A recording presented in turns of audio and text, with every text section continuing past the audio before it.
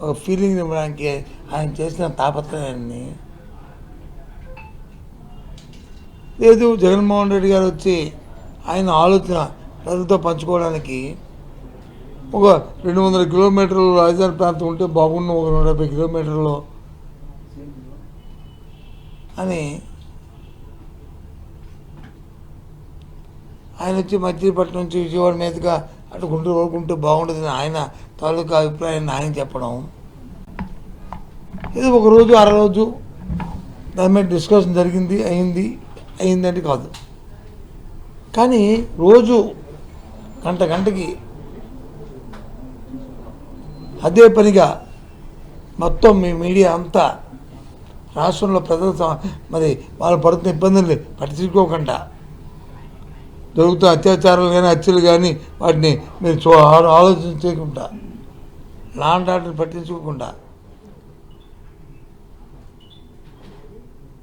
ఇవాళ చాలా దురదృష్టకరం ఈ రాష్ట్రంలో ఇలాంటి వాతావరణంలో.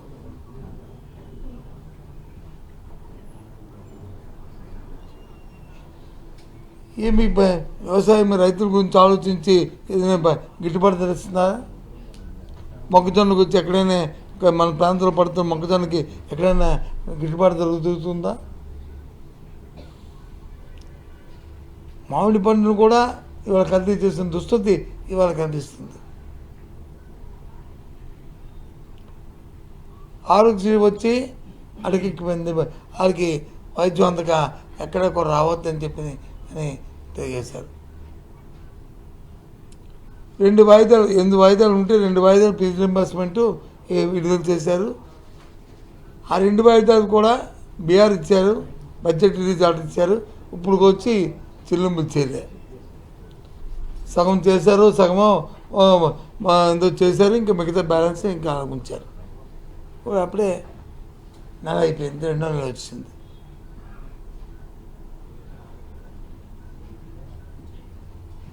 ఏ వర్గాన్ని గురించి ఆలోచన చేయకుండా ఇదే మాట. పోనీ ఏదైనా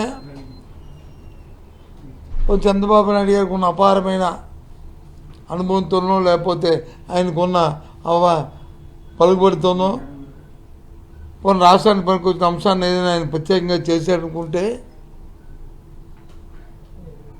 ఆదరాబాదరాగా చట్టాన్ని చేతితో తీసుకుని ఓ తీర్మానాన్ని వచ్చి మామూలు మిజోన్ ఓటుతో వాయిస్ ఓటుతో తీర్మానాన్ని చేయించారు. దాంట్లో అదేదో పర్మనెంట్ అనేటట్టు. ఎప్పుడవుతుంది పర్మనెంటు? నీకున్న సమయంలో, మీకున్న అవకాశంలో ఆ కార్యక్రమాన్ని పూర్తి చేస్తే దాని గురించి ఎవరు ఆలోచన చేయకూడదని మానేస్తారు. అది చేయకుండా ఎంతసేపు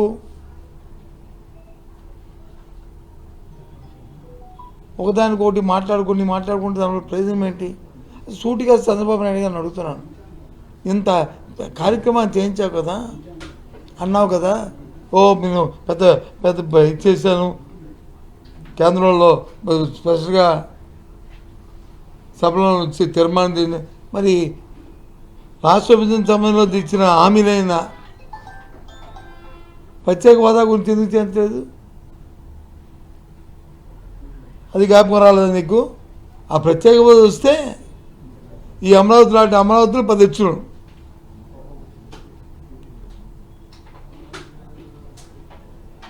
బొంబాయి లాంటి సిటీలు, విశాఖపట్నం లాంటి సిటీలు, ఓ 10 సిటీలు ఇక్కడ పుట్టినాం, పరిశ్రమలు వచ్చినాం. హైదరాబాద్ కంటే ఇంకా మరి ఈ ప్రాంతం ఇంకా అభివృద్ధి చెందేది. ఎందుకు చేయలేదు ఆ కార్యక్రమాన్ని? ఏమనంటే అది ముగిసిన అధ్యాయం. ఎలా పోయింది ముగిసిన అధ్యాయం? ఎందుకు దాని గురించి మరి కార్యక్రమాన్ని చేయలేదు? ఆలోచన లేదా? నేను విమర్శిస్తాను కాదు, అసలు ఈ నాయకుతో ఆలోచనలు ఏమవుతున్నాయని అడుగుతున్నాను.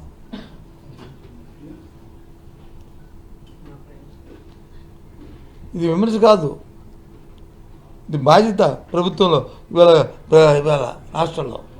ఎందుకు చేయలేదు? పశ్చిమవాదం గురించి ఎందుకు అడగలేదు? జగన్మోహన్ రెడ్డి గారు మచిలీపట్నం నుంచి గుంటూరు వరకు అభివృద్ధి చేస్తే బాగుండు అని ఆయన సూచించాడు. తప్పేంటుంది? అమరావతిని ఆపిమని చెప్పాడా? ఆలోచిస్తే బాగుండు.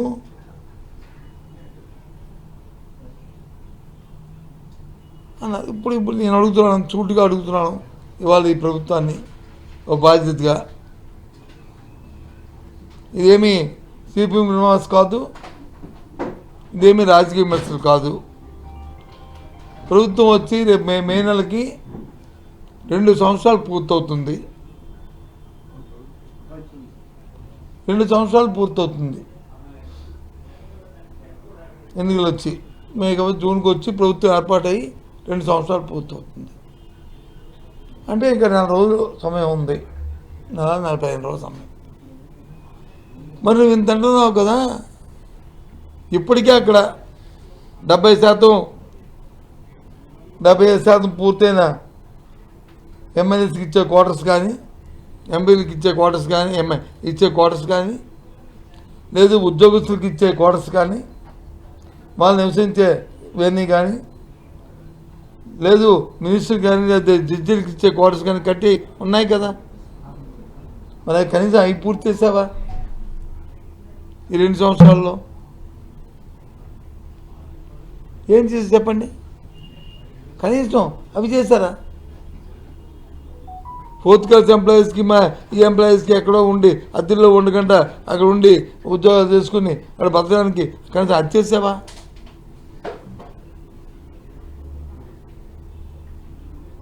పోనీ అక్కడికి వెళ్ళడానికి ఆ కరకట్ట రోడ్ని ఇంటి ముందు రోజు వెళ్తావు కదా మీరు కారులో, కానీ ఆ కరకట్ట రోడ్నే స్టార్ట్ చేశారా? ఎందుకు ఇది? ముందు పని చేసి చూపెట్టండి. అప్పుడు అమరావతిని అక్కడే ఉంచుతారా, ఇంకెక్కడ తీసుకెళ్తారా, పట్టుకెళ్తారా, అప్పుడు ఆలోచిస్తారు. పని చేయకుండా ఒక తంపుడు ఉపన్యాసాలు.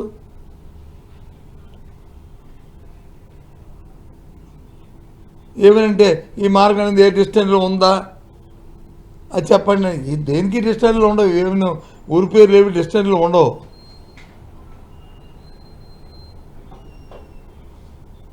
నా పేరు వచ్చి సత్యబాబు సత్యనారాయణ, నా పేరుని వచ్చి డిస్టెన్స్లో ఉంటుందా చెప్పండి? ఇది మన సంస్కృతి. ఆ పేర్లు పెట్టి ఆ పేరుతో పిలిచి దానికి ఏదో లింక్ ఆలోచన చేసి దేవుణ్ణో తలుచుకోనో లేకపోతే ఆ పక్కన నాన్న పెట్టుకుని పెడుతుంటారు. బొమ్మ పేరు డిస్టెన్స్ ఉందా? ఇప్పుడు ఎప్పటికి తయారవుతుంది, పూర్తి చేస్తారు మీరు ఇచ్చిన డాక్యుమెంట్ రూపాన అని అడిగితే దానికి టైం బౌండ్ లేదు. ఎందుకు చెప్తానండి ఇది? నేను అథారిటీతో చెప్తున్నాను, నేను చెప్తాను. ఎందుకంటే 2019లో ప్రభుత్వం వచ్చినప్పుడు నేనే సిఆర్డీని చూశాను. 2.5 సంవత్సరాలు నేనే పర్యవేక్షించాను. ఆ పోర్ట్ప్రాంగ్ నేనే చూశాను. 1,16,000 కోట్ల రూపాయలు, 16,000 కోట్ల రూపాయలు వచ్చి డిపిఆర్ ఇప్పటికి 2 లక్షలు అయింది. అప్పుడు 1,16,000 19,000 దగ్గర ఇచ్చారు. ఖర్చు చూస్తే 5 నుంచి 6,000 కోట్ల రూపాయలు ఖర్చు అయింది. ఇది 5 సంవత్సరాల్లో. అందులో కేంద్ర ప్రభుత్వం 1000 కోట్లు ఇచ్చింది, ఒక 2,000 కోట్లు వచ్చి అప్పుడున్న ప్రభుత్వం పెట్టింది, ఇంకో 2,000 కోట్లు వచ్చి బకాయిలు పెట్టి బిల్లులు బకాయిలు పెట్టి బయటకు వెళ్ళిపోయారు. అంటే ఎంత శాతం అయినట్టు? 5% లోపు అయింది పని గత 5 సంవత్సరాల్లో. ఆ ఆలోచనతో ఇప్పుడు ఈ 5 సంవత్సరాలు అప్పుడే 2 సంవత్సరాలు దాటిపోయింది. ఈ 2 సంవత్సరాలు ఎవరైనా చేయొద్దన్నారు మిమ్మల్ని? ఈ 2 సంవత్సరాల్లో మీరు చేశారు, ఏం చేశారు? అక్కడ ఎల్ఎన్టీకి సంబంధించిన వైర్లు వచ్చి అవి కాలిపోయి ఎందుకు కాలేవో ఏ రకంగా కాలేవో దాంట్లో ఏ కుంభకోణం ఉందో దానివల్ల ప్రభుత్వానికి ఏమి నష్టమో లేదా సంస్థలకి ఏమి నష్టమో ఆలోచన చేశారా చంద్రబాబు నాయుడు గారు మీరు? టీవీలో మాత్రం ఒప్పుకోలేదు, ఏదో కుంభకోణం ఉందా. ఏడు కుంభకోణం ఇప్పుడు ఇన్నాళ్ళైంది. ఇప్పుడు వచ్చి ఎవరు కాల్చారు, ఎవరు కాలిపోయేవి, ఎలా కాలిపోయేవి, లేకపోతే ఎవరైనా కాల్చారా, దాని నుంచి లబ్ధి పొందారా, లాభం పొందారా, వెనకాల బ్యాక్గ్రౌండ్ ఉందా, ఏమైనా మిస్టరీ ఉందా అని ఆలోచన చేస్తారా మీ ప్రభుత్వం?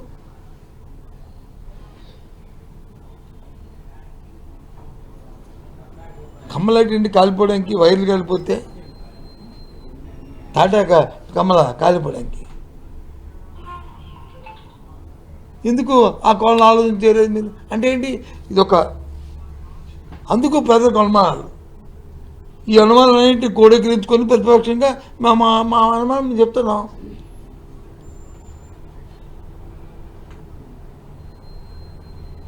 ₹14,000 స్క్వేర్ ఫుట్ ఏంటి, 4-5 వేల రూపాయలకి అవుద్ది కదా స్క్వేర్ ఫుట్ కన్స్ట్రక్షన్. ఎందుకు అవ్వాలి 14,000 రూపాయలు ఎంత అడుగుతున్నాం? ఎస్, నేనే కదా, ఎవరైనా అడుగుతారు. జగన్మోహన్ రెడ్డి గారు కాదు, సామాన్యుడు కూడా అడుగుతాడు.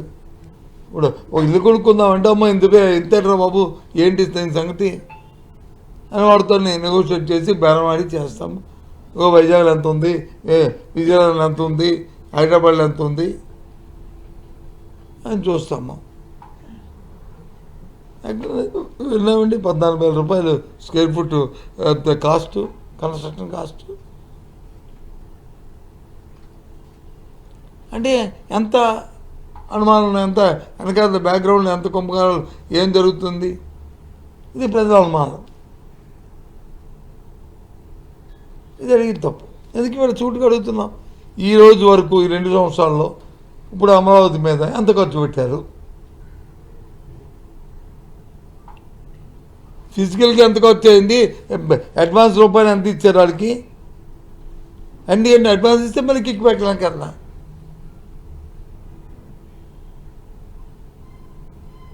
లేదు పని ఎంత చేశారు,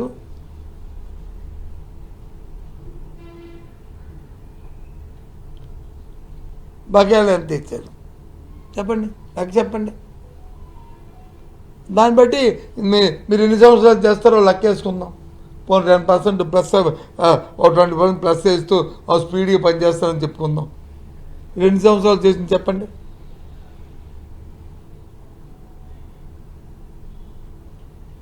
చెప్తే ఊరుగా రోజు గంటకి టీవీ ఇప్పితే, పేపర్ ఇప్పితే పేజీలు జగన్మోహన్ రెడ్డి గారు వచ్చి ఏదో మార్గాన్ని అన్నారు, ఏమన్నారు మావిగన్ అన్నారు. అది డస్టర్లు ఎక్కడ ఉంది, డస్టర్లు ఉంటాయా మావిగన్లు? ఏదో మచిలీపట్నం, విజయవాడ, గుంటూరు చెప్పారు ఆయన. పోనీ ఏదో మీరైతే దేవుడి గుడి అమరావతి పేరు మీరు తిప్పారు, దేవుడి పేరు, అదే ఏముంది దీనికి? ఆ ప్రాంతం అంతా బాగుపడాలని అనుకున్నారు.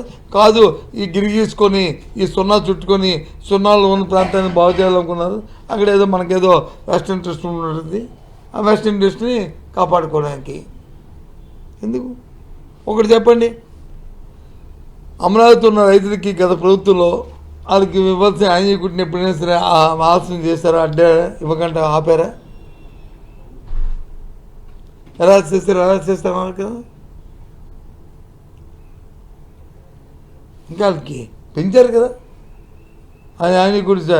ఆ డేట్ని అయిపోతున్నా కాదు, మళ్ళీ శాసనసభలో పెట్టి ఇంకో 5 సంవత్సరాలు పొడిగించారు కదా వాళ్ళకి.